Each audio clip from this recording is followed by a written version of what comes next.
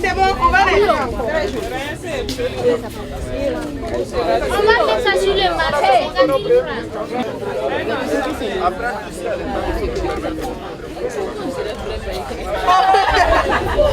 Quand nous sommes arrivés en salle de formation, les formateurs nous ont demandé qui sait faire quoi. À l'occasion, je me suis présentée comme sachant faire le cocodonda. On nous a demandé ce dont il fallait pour faire le travail et nous avons remis une liste aux encadreurs. Pour faire ce travail, il faut d'abord un tissu neutre, de la teinture. Il faut aussi de l'amidon, de la soude caustique et du bicarbonate de soude, plus les colorants. Nous avons un groupe de campeurs qui sont en train d'apprendre la teinture du cocodonda, qui est un tissu beaucoup utilisé au Burkina Faso. C'est une confection qui est, comme nous l'avons appris, pas si complexe que ça. Alors je pense que tout le monde pourrait apprendre à faire cette teinture. On vient de suivre quelques formations pour faire du cocodonda. Comment faire le cocodonda, comment lui présenter, c'est ce qu'on vient d'apprendre. Pour faire le tissu du cocodonda, il faut mélanger l'amidon avec de l'eau chaude. Après avoir mélangé, on trempe le tissu dans le produit qu'on a obtenu. Ensuite, on étale sur une bâche et on fait les motifs voulus. Après avoir fait les motifs, on mélange la couleur avec de la soude caustique et du bicarbonate de soude. Et on met sur le tissu, toujours avec de l'eau chaude. Après quelques minutes, afin que la couleur puisse s'imprégner dans le tissu, avant de rincer, avec de l'eau chaude ou avec de l'eau froide, c'est au choix.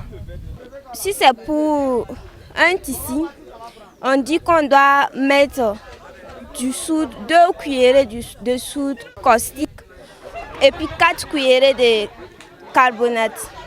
Pour tisser le tissu là, il y a plusieurs modèles. On peut faire en salade, en bâtonnet, comme en rond.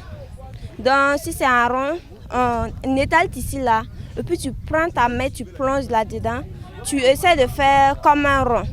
Si c'est les bâtonnets aussi, on plie ça comme des feuilles, des papiers pour qu'on ventile comme ça. On plie ça de façon pour que ça soit égal.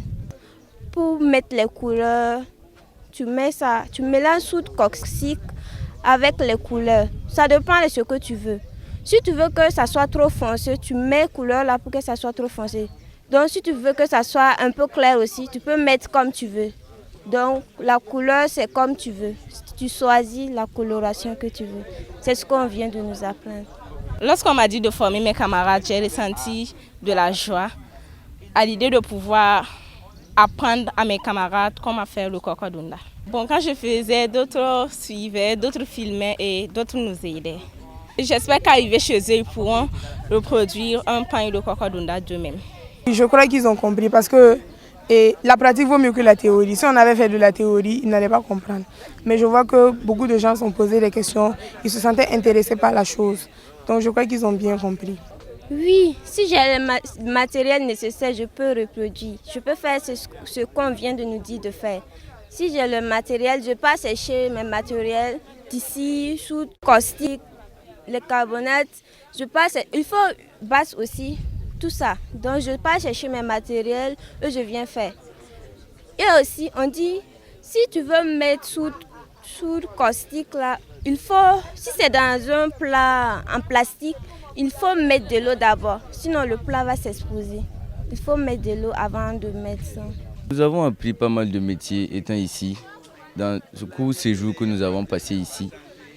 Je pense que toute personne qui a vraiment la volonté d'apprendre et qui veut entreprendre, avec les métiers que nous avons fait ici, peut réussir facilement dans sa vie.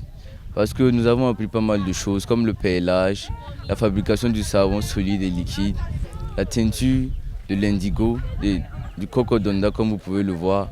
Alors je ne vois pas quelle raison empêchera quelqu'un qui a participé à ce camp de ne pas pouvoir faire une petite entreprise, une petite activité pour avoir des revenus.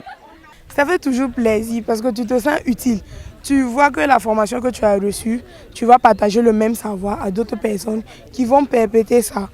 Et on ne peut pas oublier le côté auto-emploi. Parce que ce sont des pains, tu vas dépenser par exemple 5 000 francs pour faire plus de 6 pains. Un pain de coco d'honneur, on sait qu'on va ça à 2500. Donc c'est rentable. Donc ça me fait toujours plaisir de me sentir utile. Étant donné que je suis élève, je fais ça sur commande. Et c'est seulement ceux qui savent que je le fais que je fais.